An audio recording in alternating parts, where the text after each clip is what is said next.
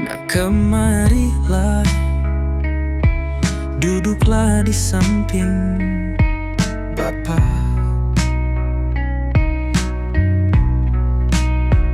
Hapus air mata,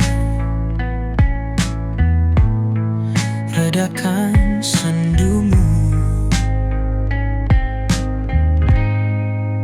Biarkan gelombang hasratmu mereda. Tak perlu berteriak, tak perlu menunggu. Anakku, jangan biarkan api nafsu membakar kalbu. Kendalikan jiwamu yang bergejolak, jangan terpaku. Tak guna memaksakan kehendakmu.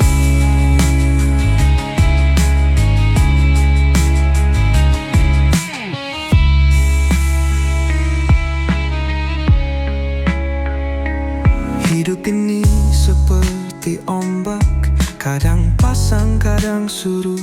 Ada saatnya kita terombang-ambing, tak berdaya menyahut. Ada saatnya kita terhempas, tak mampu berlutut. Anakku, jangan biarkan api nafsu membakar kalbu. Kendalikan jiwamu yang bergejolak, jangan terpaku. Tak guna memaksakan kehendakmu.